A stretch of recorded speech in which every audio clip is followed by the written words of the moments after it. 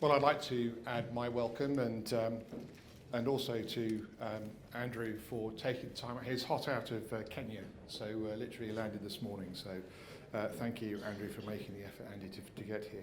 I want to say a little bit about Radtac before we get off. And the company has been around for 16 years, and we're one of the, I think, the only full complementary agile businesses that provides a full service offering from cultural change all the way through to delivery.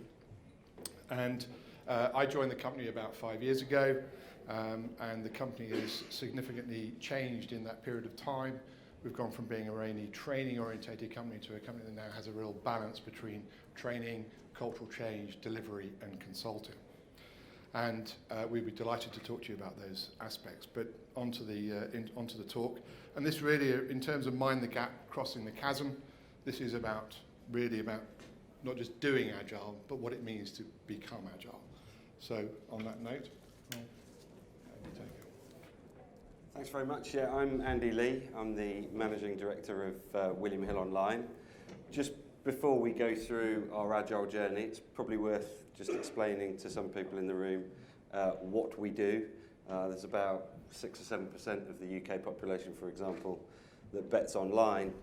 So it won't be something that everyone in the room does, so it's worth giving you a bit of context. Before I do that, a little bit about myself. I've been Managing Director for a couple of years. I am not normally unshaven. It is not there as a disguise in case I screw up on the stage today. It is because, as Michael said, I've just come back from Kenya. William Hill has just dropped 9 senior managers into a remote community in Kenya, where we were asked, or put outside of our comfort zone, and asked to build a medical facility, build some benches for the school, and do some painting. Now, the painting was pretty easy. The benches, you followed a set of rules, but concrete mixing and building foundations for a medical facility was not something I was particularly used to, nor were any of my colleagues. Well out of our norm. Now, what we realised was that because none of us had any experience on this, we had to adopt a lot of the principles that we'd learned during our Agile transformation. We clearly didn't know what we were doing. We just had to make sure that we kept acting, get the results, do the learnings, and continuously, iteratively develop. We were given 6 days by the experts to do the medical facility. I'm pleased to say we did it in 4.5 days, and I have to say a lot of it is down through to our learnings from Radtac and what we've implemented. So apologies for the growth. In terms of William Hill Online, it's our 80-year anniversary this year. Most of you, I hope, will have seen the shops on the streets. On the high streets, we've got about 2,400 shops. But the online business, which I'm in charge of, is about 16 years old now. We're traditionally a retail and a bookmaking business, but now we get about 50% of our revenue from gaming. So there's an awful lot of cross-sell between the bookmaking side of the business and gaming. We're seeing an awful lot of pure online players come into the business who are acting a little bit more nimbly and agile than potentially the old incumbents. And that is one of the reasons why we've had to transform ourselves culturally, and we're in that process at the moment.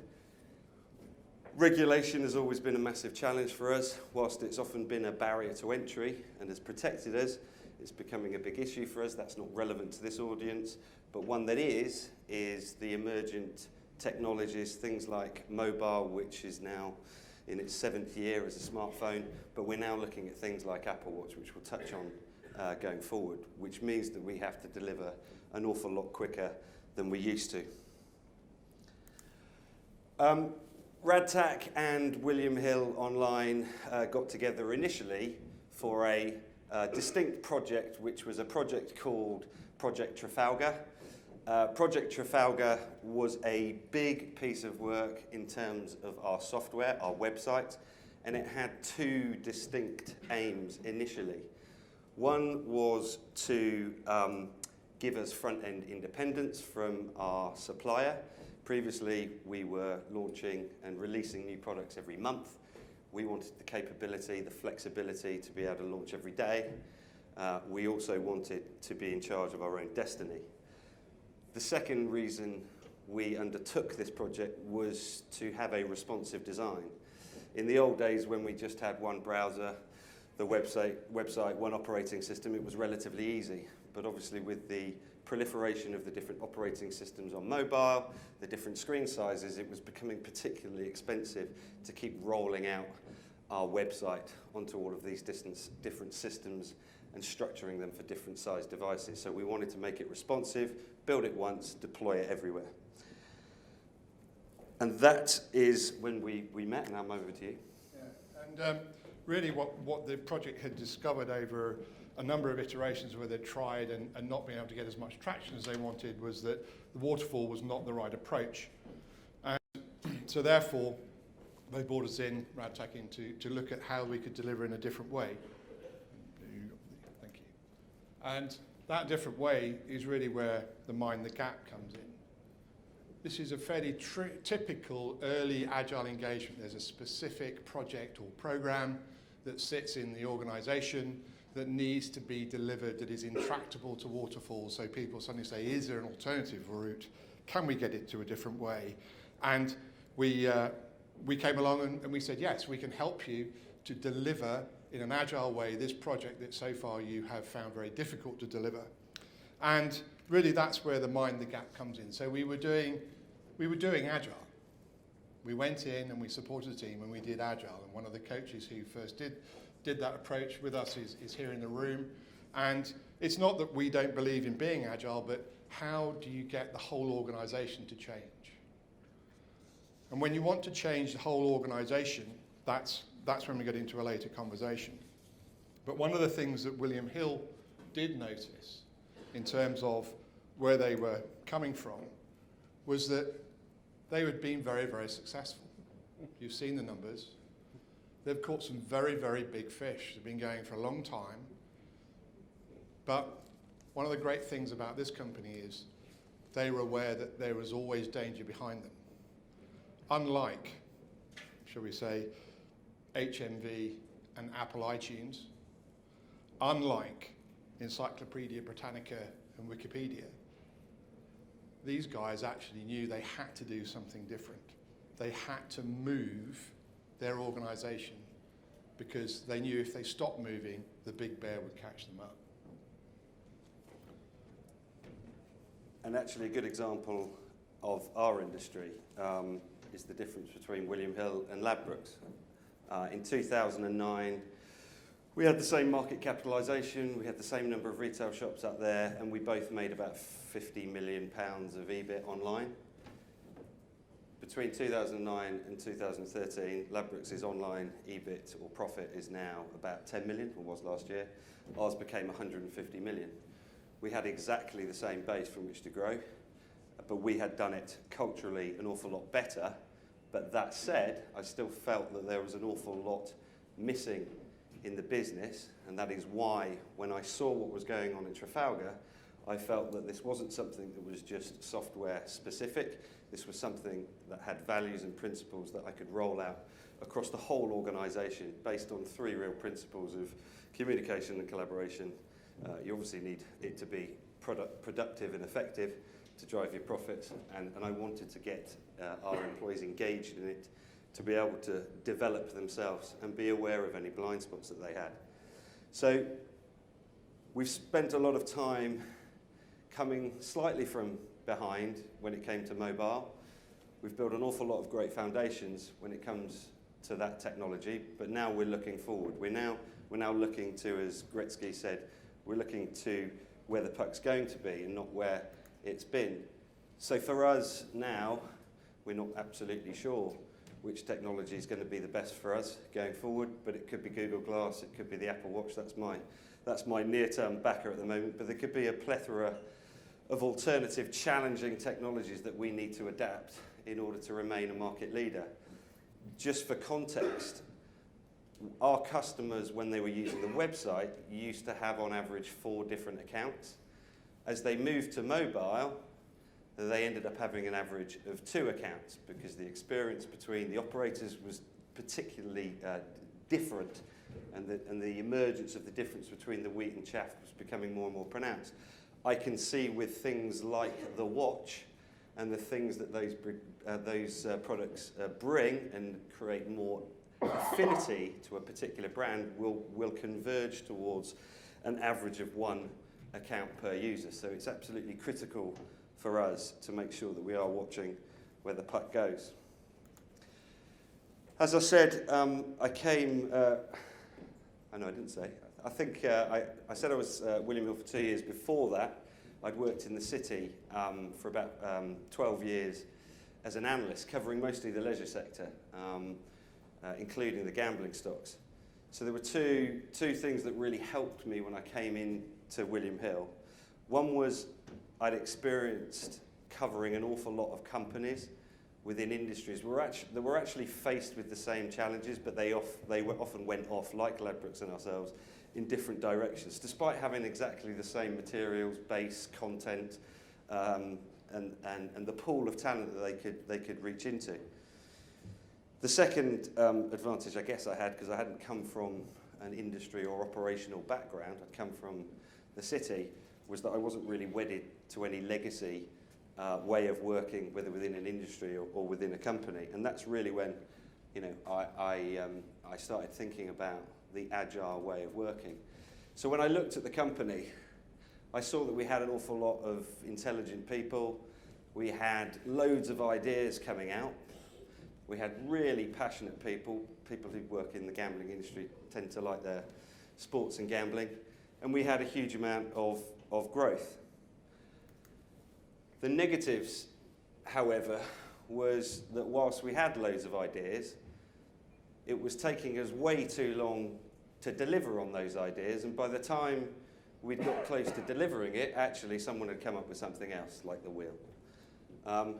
We also didn't have a huge amount of accountability or responsibility within the organisation. Organisations were sort of, the departments and functions were disparately located with different structures, different types of hierarchy, and actually there was a reasonable amount of finger pointing because no one was taking control of the project or whatever it was we were doing. And so there was a bit of burying our heads in the sand.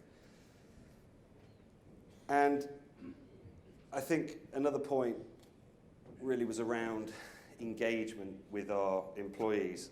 Our employees were not necessarily recognised for their unique skills. It was a kind of a bit of a one-size-fits-all. Someone could be a subject matter expert, someone might be a little bit more T-shaped and all-round. But I think, you know, we had a kind of one-size-fit-all for everyone, and obviously that doesn't always work. So there was quite a bit to do, despite the fact that we'd been quite successful. Clearly we had created some problems by not changing our organisation or our processes or our culture along with the growth in the business. Michael's already said we grew from around about 120 million of revenue in 2008 to over, as analysts are saying this year, to over 500 million. We'd established offices in 2008, we were in the UK. By this year, we're in the Philippines, we're in Sofia, we're in Italy, Spain. We've opened a marketing office in Tel Aviv, and we've just opened a new innovation hub in Shoreditch. So an awful lot of change from that perspective. The hierarchy, I think I've already touched on. We had a lot of centralised control. That didn't create great comms. It didn't align people. We weren't getting idea generation coming through in the proper way, and we weren't really giving our employees a voice. And then in terms of suppliers, we'd gone down the route of outsourcing most of our technology, and a lot of our over 100 suppliers weren't working in the same way as we were. And actually, you know, it was taking months, even years, to even negotiate contracts, for example. So there was an awful lot to do. This is the chasm that the subject matter that we're talking about today refers to. You know, there were other things in there, but there was an awful lot, from my perspective, coming relatively new into the business that need to be done despite the growth. And fundamentally, what we wanted to do was to become much more of a 21st century company, one that focused on enjoyment, how you work, and wasn't just about a job. We wanted to be much more people-centric. So we can see then that one of the things that really appealed about the Agile process was the fact that if we look at our Agile Manifesto values, I don't expect to go through all those again, but we know that it's very people-centric and it's very trust-based in terms of things like commitment to sprints and so forth. So what appealed to Andy about the Agile process as a total organisational transformational tool rather than, if you like, just an IT transformational tool is that it was in a business that was 80 years old and rooted in the 20th century. If he needed to get it into the 21st century, he needed an Agile approach that looked at, I'd take a couple there, people-centric, and we all know about the first value of Agile, and then trust-based. You know, if you commit to doing something as a team, you need to commit to do it, and that's the whole point. And it was there to enable the change that they wanted to achieve. And by looking forward at how they were going to interact to create a strategy to get them across the chasm, they saw that distinctly as an agile delivery process. And fundamentally, this is all about why the company exists, and we redefined the why.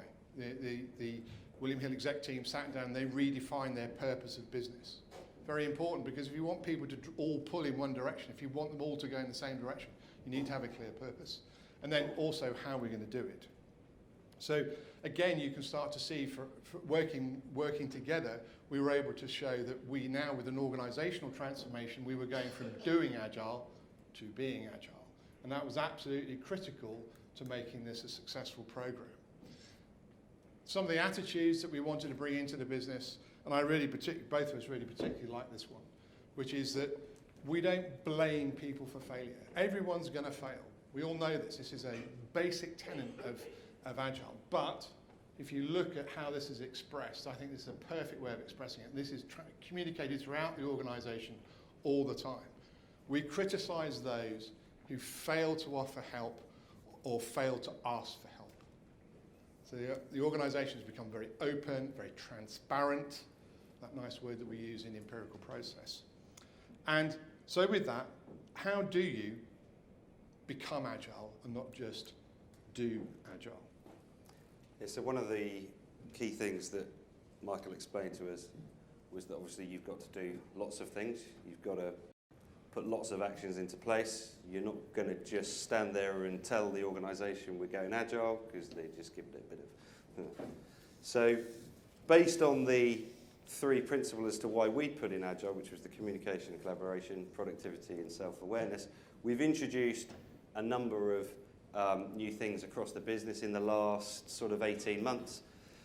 In terms of starting from the top left and going round, we've aligned objectives. Pretty simple, but actually before it was a classic case of this is what my department's doing. Even though I'm dependent on you, I'm not going to bother interlinking my objectives. What a surprise when you need them to go do the last bit of the jigsaw, they're not interested. So all of the objectives are now completely aligned across the business, one for the whole company, everything cascading down and linked in across all of the functions. We had a strategic focus group which just made sure this was kind of back to the blame or I told you so that wouldn't work. We have a monthly meeting where we talk about every single IT project that is going on in the business. We explain to them why we're doing it and what we need from each development cell. There can be no 3 months later, I told you that was going to be a piece of crap. Then we aligned our... Then we did a business BIS alignment, sorry, that's our reference for it. Basically, we had an homogenous group of IT employees, about 550 of them. They were just put on ad hoc projects. So there was no real accountability or responsibility. What we did is flip them into the co-located where possible, ring-fenced dev cells working on gaming, sports, infrastructure, mobile, whatever it is. I'm sure you're well versed on that. Then we delivered Agile in BIS. Then we launched it into the business as a whole. We put in things like Trello. I don't know whether you know Trello. I find that as a particularly good digital storyboard for someone like me who's got direct reports in Philippines, Tel Aviv, or whatever. I can't have a physical storyboard. I find Trello particularly useful to make sure that we continue to communicate, be aware of what are the first and the priorities that all of my team are working on, making sure that someone's first priority isn't another one's fifth priority if they're interlinked projects. Then we were looking at longer term about what's going to impact and disrupt our business. And then one of the best things that's come out most recently is Yammer. I don't know whether that's a tool anyone's launched. If you haven't, I would recommend it. It's effectively a social network tool for businesses. And what that's done is basically allow us to engage with our employees a lot better in a softer way, but also to give them a voice. So at the moment, we're getting loads of ideas coming from frontline employees that I will see straight away, our innovation director sees straight away, whereas before they probably didn't want to knock on our door and tell us the idea, might have been a bit fearful about it, they didn't want to send us an email, but they do it through this, it gets a following, people think it's a good idea, you reply back nice and easy, and we're getting a lot of good ideas coming through from that. So the fundamental thing that the company did in understanding that it wanted to go agile was to recognise that its culture was going to have to evolve. It doesn't mean change its culture. One Friday afternoon we're like this, one Monday morning we're like that. And as a result of that, we put in some specialist resources, not just people who knew how to coach agile, but people who knew how to coach teams, people who knew to coach senior execs, people who knew how to build a vertical slice in the organisation, which we don't have time to go through today, but a bit like feature teams, you do need vertical slicing in organisations. What does that mean? We also got a significant commitment from the company in terms of they told us how long they wanted us to engage for, and they themselves have committed to this engagement, and they've actually developed their own internal resources as well, which we encourage as a company when we go to clients. So how do you continue to expand support for cultural change? This is a well-known model. It's something that William Hill bought into absolutely, and that is that if you want people to move an organisation and to use their innate abilities, which is what this is all about, you have to give them this purpose. And we talked about the why right at the beginning. Why we're all here, why do we get up, why do we come to work? Then we talked about, well, okay, what about autonomy? You know, are we giving people in these dev cells, in these businesses, where we ask them to deliver lots of complexity, do we give them the autonomy to get on and do it? And if we're giving people autonomy, we better make sure that they're up to the job. So we need to give them training and mastery and allow them to develop and show that they themselves can take on that responsibility. I'm not spending a lot of time talking about agile process. Agile was behind this. This is how you deliver change at William Hill. This is a FTSE 150 company. This isn't a small business. This is a very, it's important to a lot of people in this country who want to put a bet on every week. So you can't just fall over. So effectively, what we did was, when we sat down with Andy, we say, this process cannot continue. We can't continue to deliver the way we've done. It's not that it didn't work, it's just it's now not fit for purpose. So we had things like, all the time-consuming, expensive to run, the market was constantly changing, technology, different types of betting, in-match betting, all that sort of stuff. So it really needed to change, and we couldn't deal with this hierarchical, closed environment. What we did do was create, a more socialised comm structure, more team working. That classic of Agile, we have created huge amounts of transparency in this business. Things like Yammer, which Andy just referred to, things like Trello. Unless you have transparency, believe me, you're not doing Agile. And that's one of the key messages we drove in from the very start of this process. So the last sort of points I wanted to make really was to look at how we communicated, how they created that communication. They actually had an Agile transformation leader who's the COO of the online business. We did this transformation team, so it wasn't just the senior execs, it wasn't just the delivery people, it wasn't just middle management, it was that vertical slice of the organisation, from Andy to the developer, all the way through to someone who was the office manager. They're all very intricately involved in this process. You look at some of the early wins. We had a very good innovation team. We've deployed new innovation. They've got improved town halls. You can link into the town hall from Australia, Manila, wherever you want. We've got Yammer and Trello we've talked about before. And the big thing was the backlog. We actually got the company focused on its priorities. removing dogs that weren't going anywhere, making sure that the value was clearly visible, was going to be measured, and all those sort of good things that we find in Agile. What does that mean? A lot less of this. Moving away from, over to you, John. Joanne, over to you. And a lot more how we integrated as a team with a lot more of this. And you'll see in all the slides that we put up, all the pictures, people are absolutely central to making this work. It's that first value of the Agile Manifesto. So if you want to produce enterprise change, then you need to have this communication. We provided training, people wanted mastery, we have a book reading list. I think you add that to that now on a regular basis, so people understand the type of books you can go and read. Reading a book isn't everything, but reading a book is something. It's all part of a totally joined together. If you want to come on the journey with us, you need to embrace all the different tools that we have and we will make available to you. And these workshops are delivered at all levels, as are Agile training and all sorts of different trainings that the company is now doing. The final point is on the innovation point. We actually help them to discover a way in which you do innovation through a process of, you do a quick fail, or quick start, quick success innovation, you make sure you can do it, and you do it very, very quickly. And they've got a very, very exciting product, which I know I can't talk about, but it's coming, and it's phenomenal the way they did this with just 20 clients. Phenomenal. Proved that it would work. Clients absolutely love this product. It's way ahead of the market. They now will take it into, can we commercially scale it? So very quickly they're going to scale that product. And then it goes into the P&L, and it comes off the balance sheet of capital expenditure. So, what's next, Andy? Yeah, I mean, it's worth saying as well that we haven't just applied it to IT projects. There's a good example that landed yesterday. Just I was coming back from Kenya. So we've been working on a critical supplier contract for about a year in our old-fashioned, poor way of working. Actually, we applied an Agile values principles approach to it, and actually it was done within 2 months. So it was a real win, even getting our legal and commercial procurement teams involved in this approach, which I must admit, when I first said to them, we're going Agile, they were slightly sceptical. What are we doing now? One of the key things that Michael's and Radtac have always taught us is that it's never over. You have to keep on going.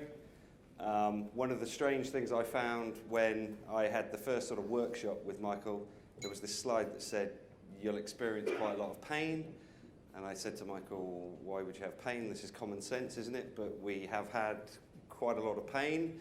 Not everyone comes on the journey with you, as I'm sure you're all aware.